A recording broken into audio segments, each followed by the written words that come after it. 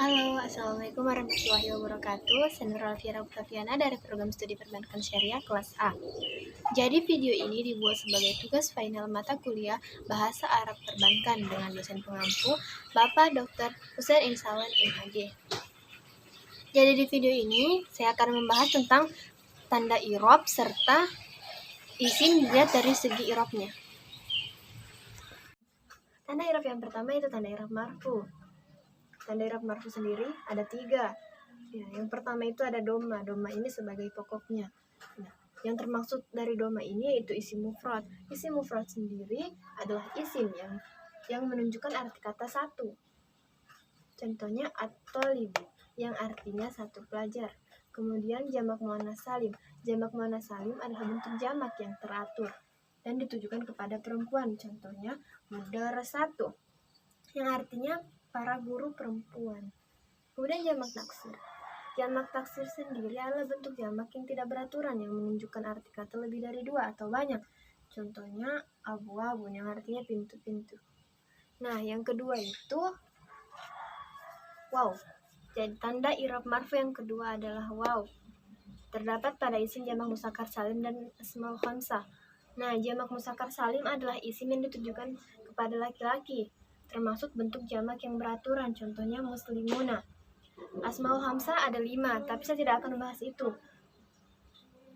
Contohnya ahuka. Bentuk yang ketiga yaitu alif. Nah, tanda i'rab marfu yang ketiga adalah alif. Dianya hanya satu, yaitu di musanna. Contohnya al-kitabani. Nah, alif yang dimaksud ini alif yang sebelum nun.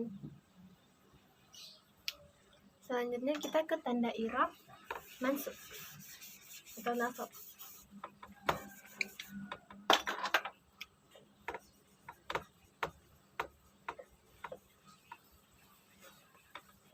Tanda i'rab yang kedua yaitu mansub. Tanda mansub itu ada fathah, alif, kasro, dan ya. Fathah di sini sebagai pokoknya, sedangkan ketiga lain itu sebagai cabangnya. Fathah itu terdapat pada isim mufrad. Seperti tadi, mufrad itu bentuk satu. Nah, yang dimaksud itu ini contohnya rasalata. Ini fathah. Kemudian yang kedua isim jamak taksir. Contohnya uktub. Bentuk tanda yang kedua yaitu alif. Alif terdapat pada isim asmaul hamzah, itu abaka. Nah, yang ketiga ada kasroh. Terdapat pada jamak muannats salim. Contohnya ini.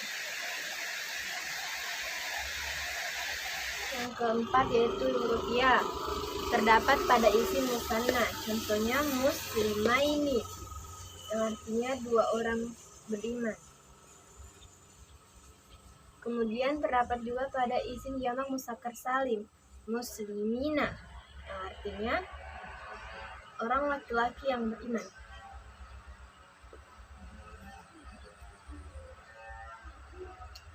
Kemudian kita masuk pada tanda i'rab majrur.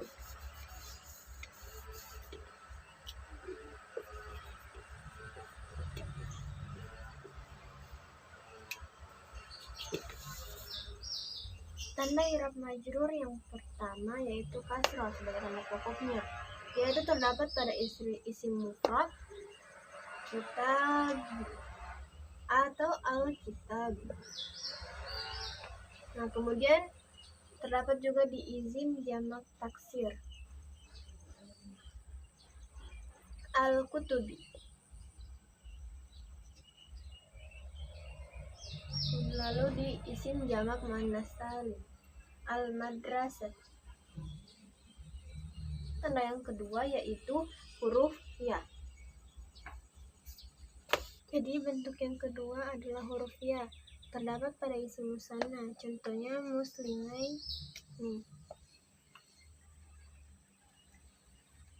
Kemudian di isim muzakkar salim. Contohnya Kemudian diisi musakat salim, contohnya alamin. Kemudian di asmaul hamzah, contohnya abika. Selain ini masih ada lagi fathah. Fathah dia terdapat pada isim ghairu munsharif, yaitu isim yang tidak menerima tanwin dan ketika dijar harus fathah. Jadi contoh dari ghairu munsharif yaitu nazaratu ila ahmada. Ila di sini sebagai huruf jarnya, kemudian ahmada sebagai ghairu munsharif. Kata yang dimaksud fathah itu yang ini, huruf.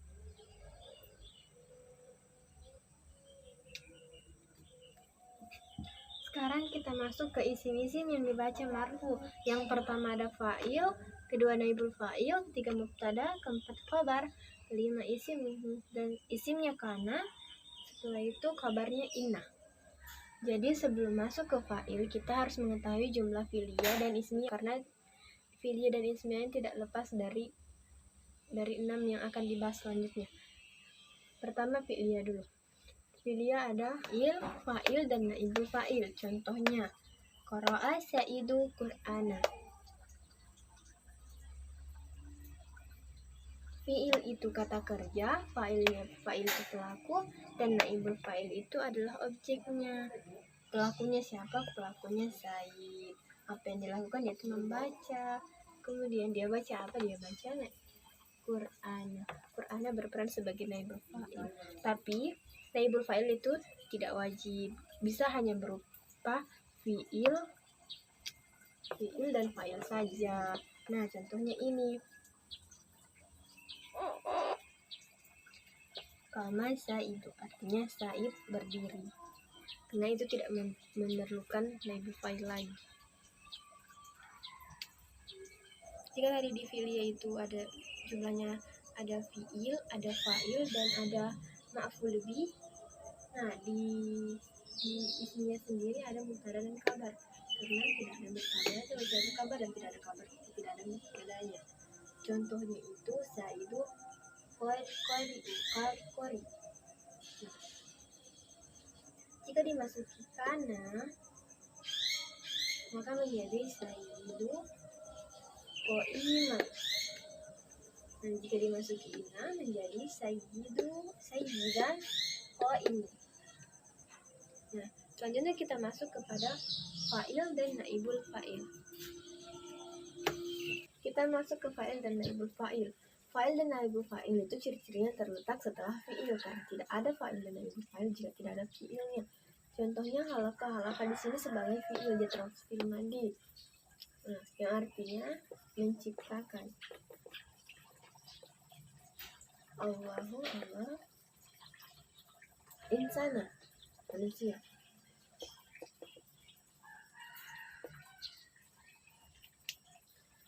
Ini fi'ilnya, ini fa'ilnya, dan ini berperan sebagai maf'ul bih. Jadi sebenarnya yang menjadi naibul fa'il itu adalah maf'ul bih yang digeser untuk menggantikan Allahu ini. Jadinya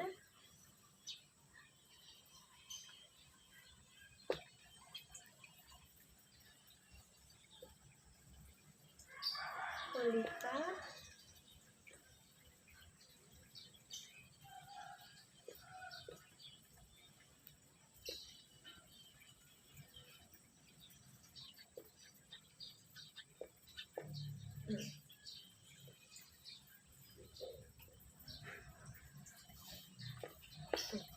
jadinya kulika insan.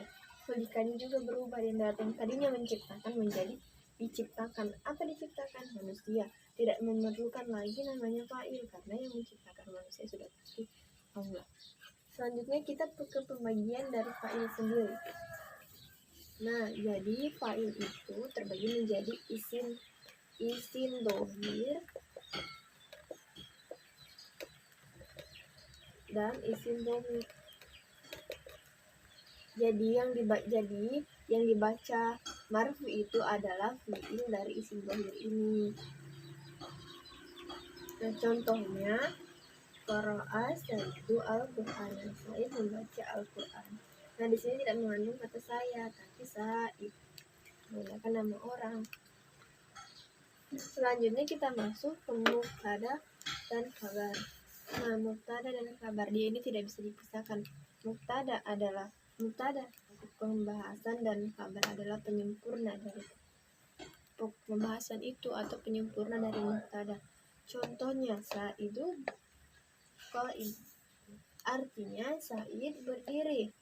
Ini dia termasuk isim dhohir.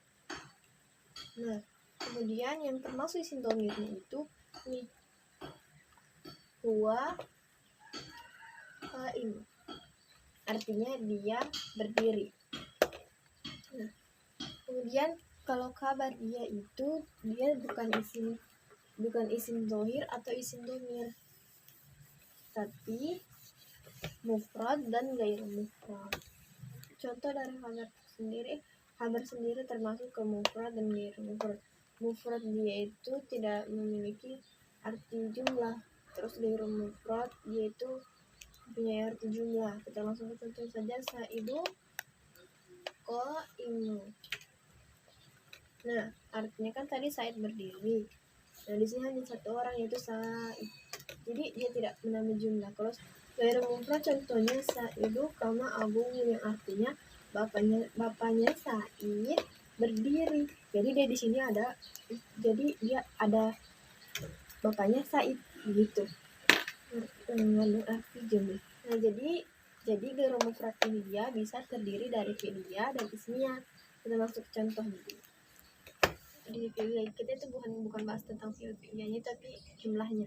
Nah, contohnya Saidu kama abu, yang dimana mereka ini numpangnya pada fi'il dengan fa'il, ya, pada fi'il dengan fa'il. Ya. Kemudian di isim-isimnya sendiri dia itu numpangnya pada mubtada dengan kabar. Contohnya Saidu. Selanjutnya kita ke isimnya kana dan kabarnya inna. Nah, kana dan kabarnya inna terletak setelah mubtada dan kabar. Di isimnya kana dan kabarnya inna ini terletak setelah mubtada dan kabar. Yang jadi yang dimasuki kana dan inna ini sebenarnya mubtada kabar itu. Nah, contohnya itu nih. Kita dimasuki kana. Ya. Kana Allahu ghafuran. Nah, jadi yang dinamakan isimnya kana itu yang ini isimnya kana. Kemudian ini kabarnya kana.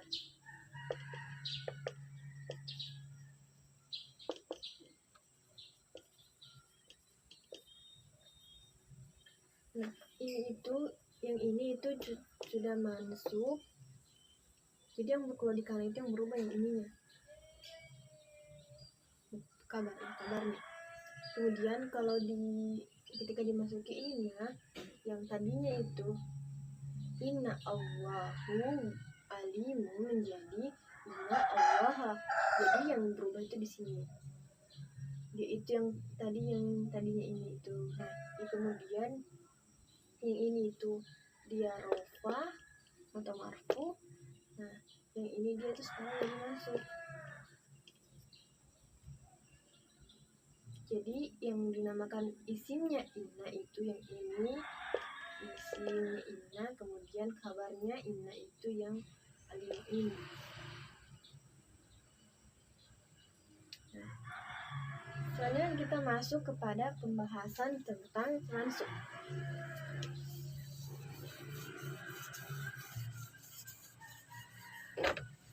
Yang pertama ada ma'ful bih, ma'ful mutlak, ma'ful fihi, ma'ful lahu, ma'ful ma'ahu, isim inna, kabarnya kana dengan istina dan munada. Yang pertama itu ma'ful bih. Jadi ini contohnya ya.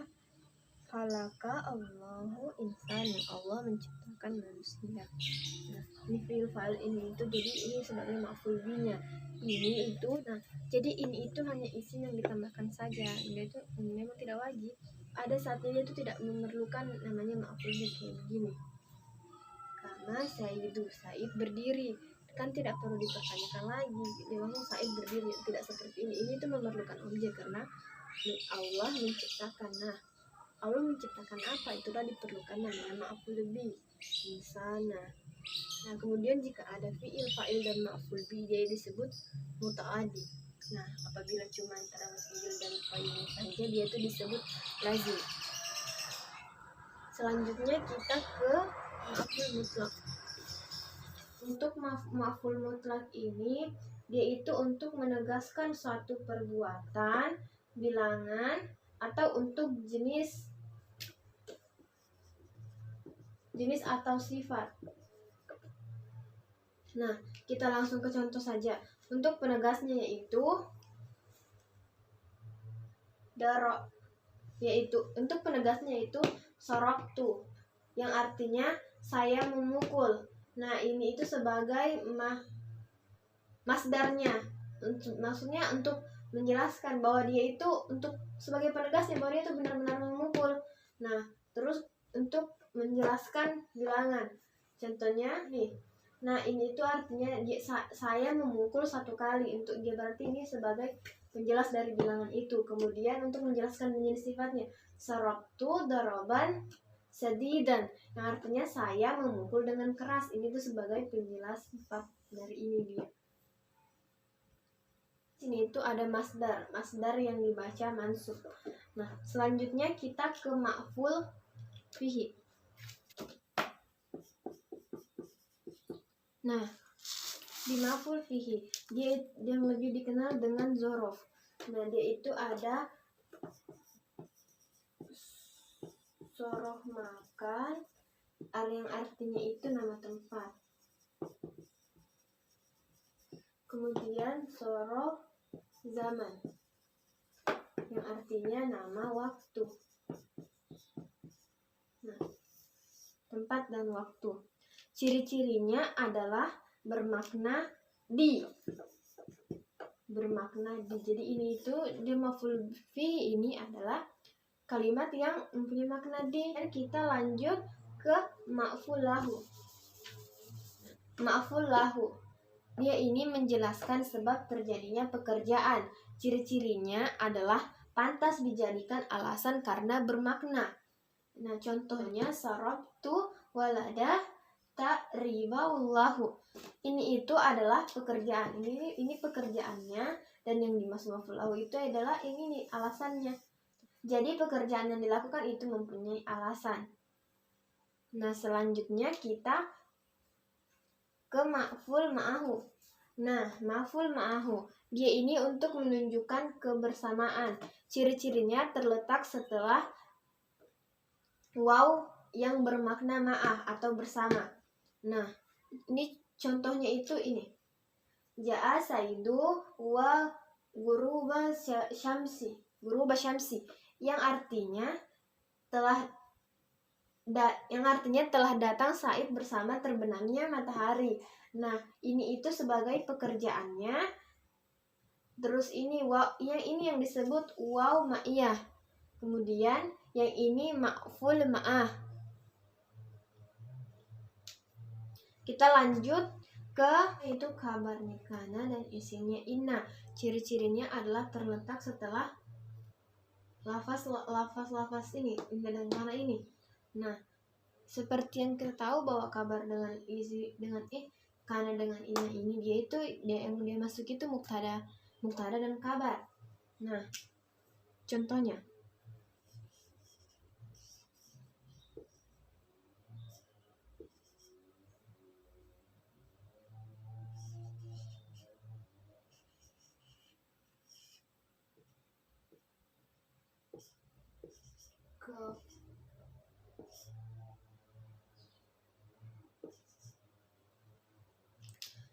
contohnya itu mubtada kabar itu Allahu ghafuru. Nah, ketika kita masuki kana, nah yang berubah itu kabarnya. Nah, contohnya ini tadi yang mubtada dengan kabarnya Allahu ghafurun. Nah, yang tadinya ini sama-sama rofa, ketika dia dimasuki kana, maka ini tuh harus dibaca nasab. Nah, yang tadinya itu ghafuru menjadi ghafurun. Kemudian di inna, contohnya inna sendiri ini kan mubtada kabar. Kemudian contohnya itu Allahu alim. Nah, kalau inna dia ketika ini yang dimasuki inna itu kalimatnya berubah menjadi inna Allah. Yang berubah itu ini Allahu menjadi Allah alimu. Nah, jadi istilahnya juga berubah. Yang tadinya ini itu mubtada menjadi isim. Ini, yang ini. Oh ya, ini. Ini tuh menjadi isim, kemudian yang ini tetap kabar. Kemudian yang selanjutnya itu istisna. Dia ini istisna itu adalah pengecualian sesuatu. Ciri-cirinya terletak setelah huruf istisna. Apa itu huruf istisna? Jadi huruf-huruf istisna itu ada ila, goira, siwa, suwa, syawa'u. Kemudian ada hasa, ada hala. Nah, tapi karena ila itu yang dibaca nasab, itulah yang disebut dengan masubatul asma. Nah, kemudian ila ini bisa menjadi nasab dan juga badal. Tapi kalau badal dia tergantung kalimat sebelumnya. Jadi dia ini bisa marfu, bisa mansub, dan bisa juga dibaca jar. Nah, contoh daripada istisna tadi itu ada nih, kama, kaumu, ila, saidan. Jadi di sini itu ini disebut ini mustasna minhu. Nah, jadi Said ini bisa saja masuk ke sini apabila tidak ada ilah. Nah, ini ilah ini yang dimaksud dengan huruf istinah tadi. Nah, terus Said ini adalah mustasnanya. Kemudian munada. Munada ini adalah kalimat yang terletak setelah alat nida. Ciri-cirinya adalah terletak setelah alat nida. Nah, jadi nida ini digunakan untuk memanggil, kemudian mubtada itu yang dipanggil. Nah, ini itu huruf alat-alat nida. A, ayah. Ini tuh untuk dekat, memanggilnya dekat. Contohnya asaidu. A, ayah, ayah. Asaidu. Kemudian ini ya jauh. Ya itu untuk minta tolong. Bisa digunakan untuk minta tolong.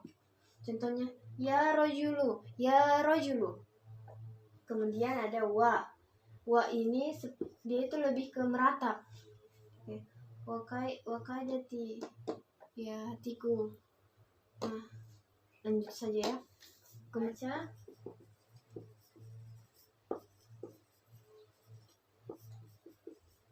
isim yang dibaca jar. Adapun isim-isim yang dibaca jar itu ada majrur atau dimasuki huruf jar, ada mudhaf ilah, ada juga tawabi. Tapi tawabi itu seperti yang sebelum-sebelumnya, dia hanya isim yang ikut-ikutan. Nah, isim yang dibaca jar. Nah, contohnya jitu minal madrasati. Nah, jitu ini adalah fi'il fa'il, kemudian ini adalah huruf jarnya, kemudian ini itu yang dimasuki huruf jar. Mudhaf ilai. Mudhaf ilai ini contohnya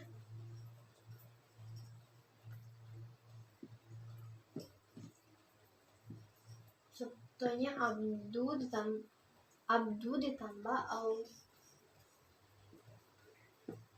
Allahi. Nah, ini itu mudhaf, ini itu mudhaf, ini mudhaf ilai. Kemudian gabungan dari ini itu yang disebut dengan idhofah. Baik, itulah pemaparan dari saya. Jika ada kesalahan ataupun kekurangan, itu murni ketidaktahuan saya, karena ini tuh bukan bidang saya. Jadi, sekian dari saya. Kapan-kapan lagi.